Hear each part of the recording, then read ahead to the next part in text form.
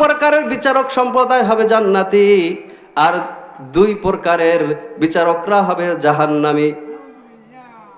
প্রথম প্রকারের বিচারক যারা জান্নাতি হবে তাদের বৈশিষ্ট্য কি? কথা ঠিক কিনা বলেন?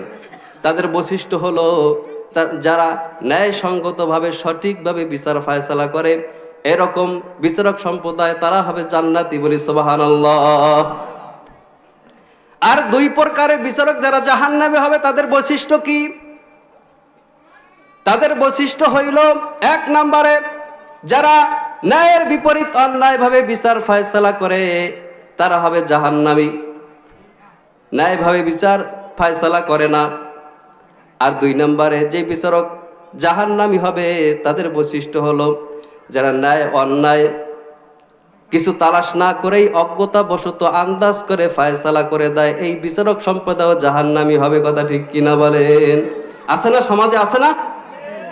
কোন প্রভাবশালী ব্যক্তি, কোন সম্ভ্রান্ত পরিবারের ব্যক্তি যদি চুরি করে বা কোনো অন্যায় করে, তখন দেখবেন বিচারক তখন দেখবেন বলে যে এই বিষয় নিয়ে এত ঘাটাঘাটির দরকার নাই, এত তালাশি করার দরকার নেই, এত প্রমাণের দরকার নাই।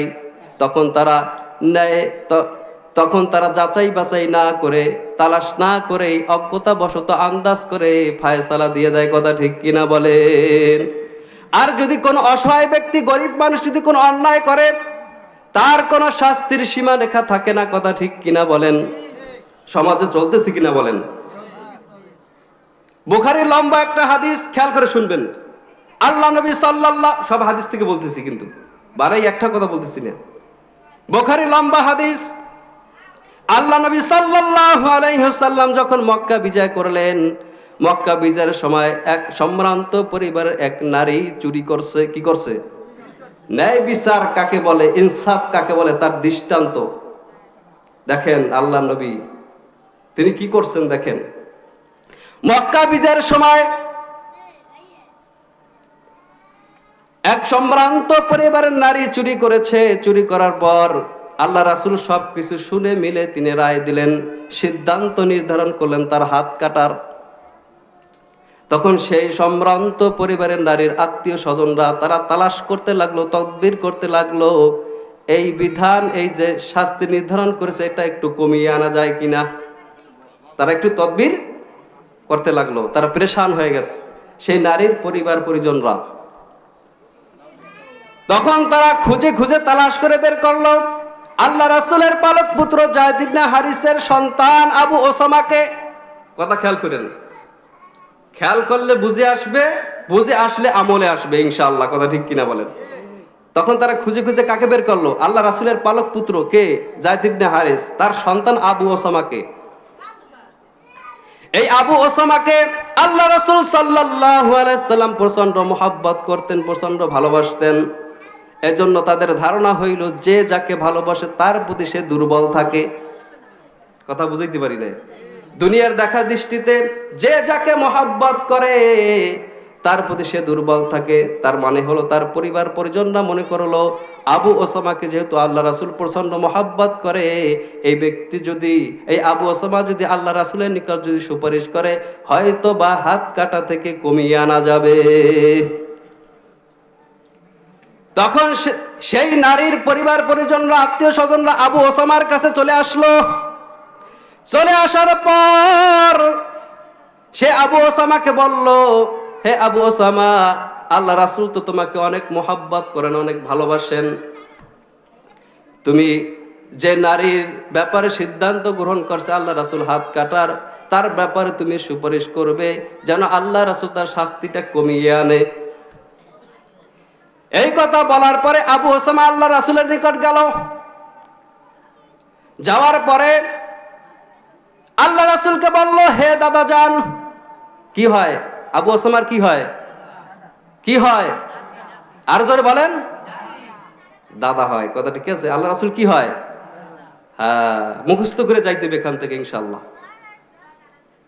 এখন আসলেন আর গেলেন, কিছু নিতে পারলেন না, তাতে কোনো কাজ হবে না। এটা একটা ক্লাস। কথা ঠিক কিনা বলেন? আবু ওসামা আল্লাহ রাসূলকে বললেন, হে দাদা যান, আমার একটা কথা আছে।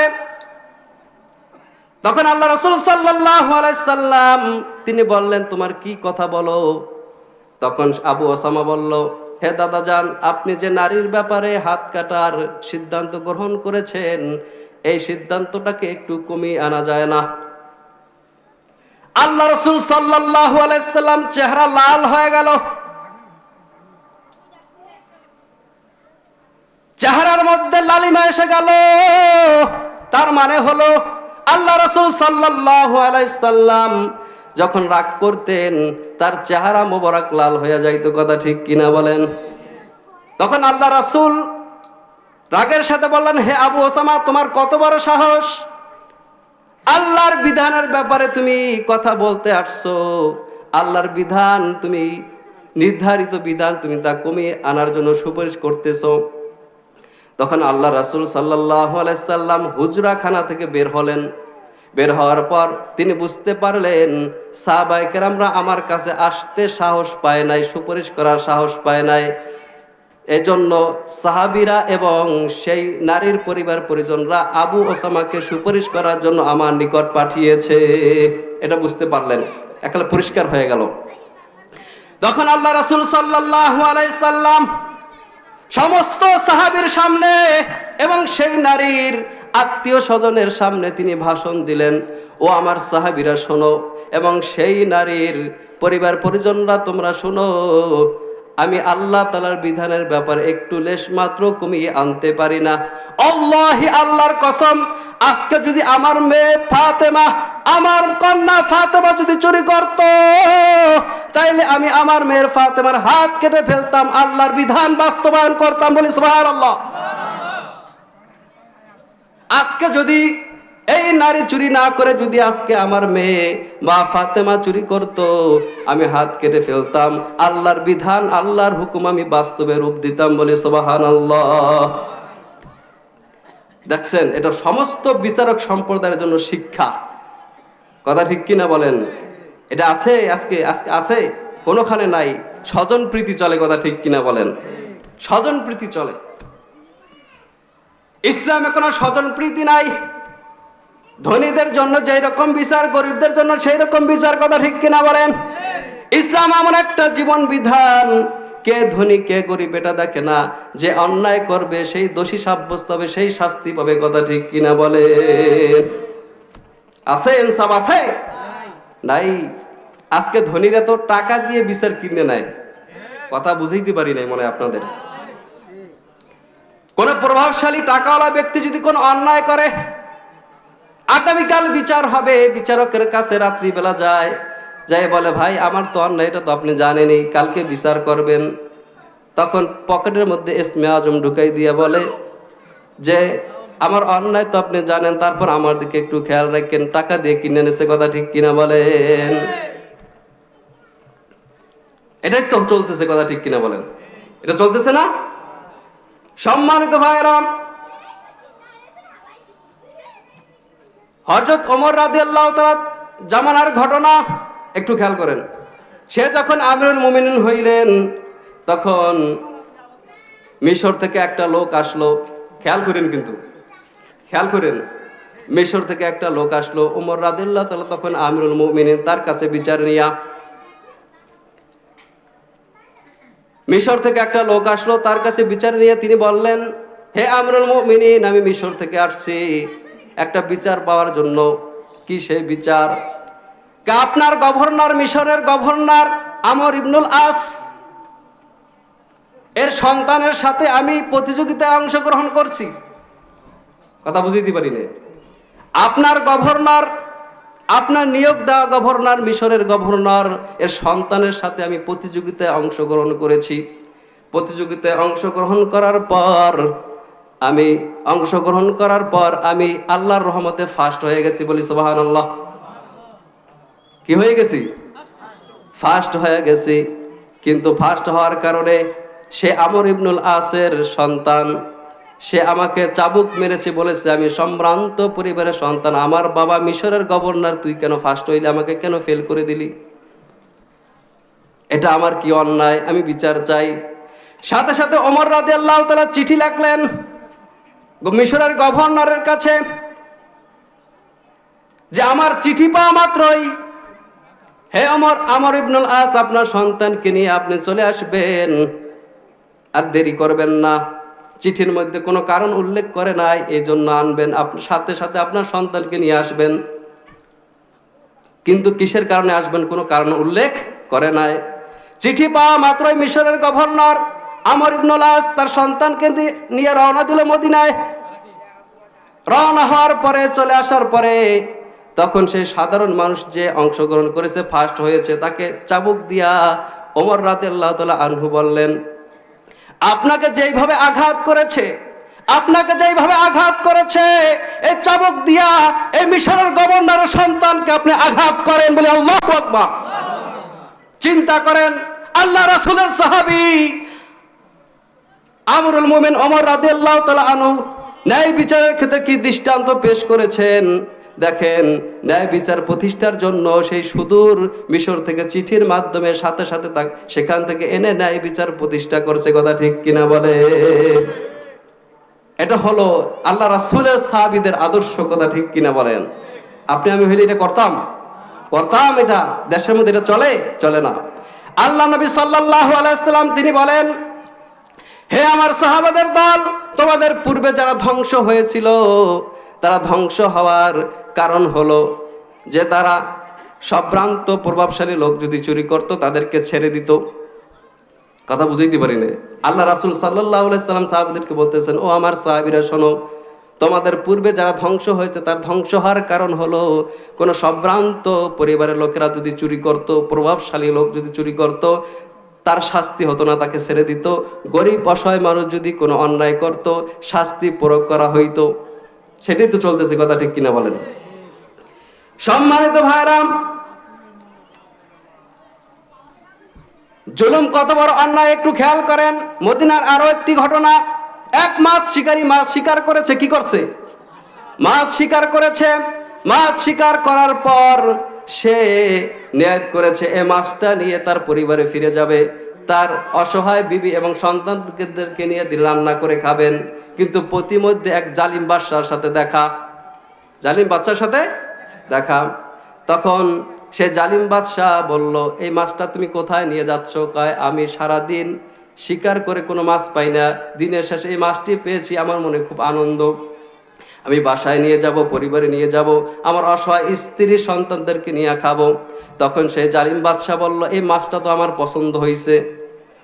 এই মাছটা কি হয়েছে? আমার পছন্দ হয়েছে, আমাকে দিয়ে দাও। তখন তার থেকে সেই মাছটা কেড়ে নিল। দেখবেন এরপরে স্বর্ণ ধরা খাইছে 5 কেজি 10 কেজি। যাই কই, আমার লাগবে, আমার পছন্দ হয়েছে, আমাকে দিয়ে দাও। কথা ঠিক কিনা বলেন? দৈনিক হাজার হাজার স্বর্ণ ধরা খায়। কথা ঠিক কিনা বলেন? এটা বলেই শেষ করবো ইনশাল্লাহ। সে ঠিক তেমনি ভাবে জালিম বাদশাহ সেই মাছটা নিয়ে নিল। সেই মাছ শিকারীর চোখে পানি এসে গেল। সে বদদোয়া করেছে, আয় আল্লাহ, আমার মনে বড় আশা, আমার মনে বড় তৃপ্তি ছিল যে আমি এই মাছটা নিয়ে আমার পরিবারকে খাওয়াবো, কিন্তু জালিম বাদশা নিয়ে গেছে। তুমি আল্লাহ, তুমি বরদাস্ত করো না, বদদোয়া দিয়েছে। কথা ঠিক কিনা বলেন? জালিমের মাজলুমের দোয়ার মধ্যে কোনো পর্দা থাকে? এদিক ফিরেন, আমার দিকে তাকান, আমি শেষ করে দিব ইনশাআল্লাহ। আলোচনা আরো অনেক ছিল, যাই হোক শেষ করে দিবে, এটা বলেই শেষ করে দিবে ইনশাআল্লাহ। মাজলুমের দোয়ার মধ্যে কোনো পর্দা থাকে? 3 ব্যক্তির দোয়ার মধ্যে কোনো পর্দা থাকে না। এক হইল মুসাফির, সফররত অবস্থায় যদি দোয়া করে তার দোয়ার মধ্যে কোনো পর্দা থাকে না। পিতামাতা যদি সন্তানের জন্য দোয়া করে তার দোয়ার মধ্যে কোনো পর্দা থাকে না। আর যে মাজলুম ব্যক্তি যদি দোয়া করে সেই দোয়ার মধ্যে কোনো পর্দা থাকে না, ডাইরেক্ট আল্লাহর কাছে পৌঁছে যায়। বলি সুবহানাল্লাহ। তখন এই মাছ শিকারী কি মাজলুম না? সে দোয়া করেছে জালিম বাদশার বিরুদ্ধে আল্লাহর কাছে, কিন্তু আল্লাহ তাআলা সাথে সাথে কবুল করে নিলেন। এই জালিম বাদশা যখন তার রাজমহলে এই মাছটা নিয়ে গেল, নিয়ে যাওয়ার পর যখন খাদেমকে দিবে, খাদেমকে দেওয়ার পর এই মাছটা তার হাতের মধ্যে আঘাত করছে। কি করছে? যেভাবে হোক আঘাত করছে। আঘাত করার কারণে তার হাতে যন্ত্রণা শুরু হয়ে গেল, সারা হাতে বিষ ছড়িয়ে গেল। ছড়িয়ে যাওয়ার পরে শেষ করে দিব ইনশাআল্লাহ। সারা হাতে বিষ ছড়িয়ে গেল। যত চিকিৎসক আছে, যত ডাক্তার আছে, সবাই দেখলো কোনো ডাক্তারের কাজ হয় না। এক পর্যায়ে গিয়ে ডাক্তাররা ডিসিশন দিল, হে বাদশাহ, আপনার হাতের কবজি কেটে ফেলতে হবে, তা না হলে আপনার হাতে একবারে এই গোড়া পর্যন্ত কেটে ফেলতে হবে। তখন হাতের কবজি কেটে ফেললো। কেটে ফেলার পর আবার বিষ ছড়িয়ে গেল, হাতে পচন শুরু করলো। তখন কোনো কিছুতেই, কোনো ঔষধেই কাজ হয় না। তখন ডাক্তাররা আবার ডিসিশন দিল, আপনার হাত কোনো পর্যন্ত কেটে ফেলতে হবে। তখন সেই বাদশার হুঁশ আসলো, কাটাকাটি বাদ দাও, আমার স্মরণে আসছে, আমার মনে পড়ে গেছে এক ব্যক্তির সাথে আমি জুলুম করে ফেলেছি, অন্যায় করে ফেলেছি, সেই মাছ শিকারীর সাথে। হয়তোবা তার বদদোয়ার কারণে আমার এই অবস্থা। সেই মাছ শিকারী কোথায়, তাকে খুঁজে বের করো। তখন সে বাদশার সেনাবাহিনীরা তখন সেই মাছ শিকারীকে খুঁজে বের করলো। খুঁজে বের করার পরে তাকে নিয়ে আসা হলো। সে বাদশাহ সেই মাছ শিকারীর কাছে মাপ চায়, বলে, রে ভাই, আমি তোমার প্রতি বড় অন্যায় করে ফেলেছি, তুমি আমাকে মাফ করে দাও। তখন সেই মাছ শিকারী চোখের পানি ছেড়ে দিয়ে বলে, বাদশাহ, সারাদিন আমি পরিশ্রম করে দিনের শেষে একটা মাছ পেয়েছিলাম, মনে বড় আশা ছিল আমার পরিবার পরিজনকে নিয়ে আমি তৃপ্তি সহকারে খাবো। কিন্তু আপনি যখন আমার থেকে মাছটা নিয়ে গেলেন, আমার মনে বড় আঘাত পেয়েছে, আমি আল্লাহর কাছে বদদোয়া করেছি। তখন সে বাদশাহ বলল, যা হবার হয়ে গেছে, আমি তোমার কাছে মাপ চাই, তুমি আমাকে মাফ করে দাও। সাথে সাথে সেই মাছ শিকারী সেই বাদশাকে মাফ করে দেয়। ইতিহাসের পাতায় লেখে, মাফ করে দেওয়ার সাথে সাথে সেই বাদশার সেই হাতটা ভালো হইয়া যায়, বিষ দূর হইয়া যায়। বলি সুবহানাল্লাহ। এজন্য বলি ভাই, আজ জুলমু জুলমাতুন ইয়াউমাল কিয়ামাহ, জুলুম বড় ভয়ঙ্কর জিনিস, কাল হাসরের ময়দানে অন্ধকার হইয়া দেখা দিবে। কথা ঠিক কিনা বলেন?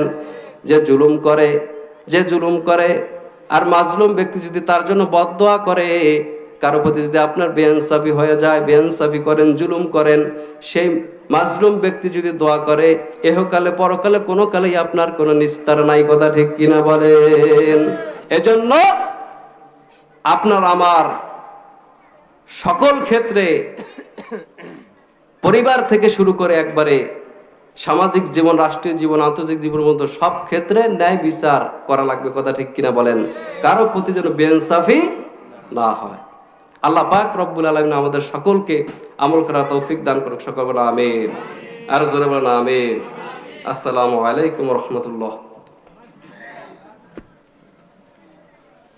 আলহামদুলিল্লাহ।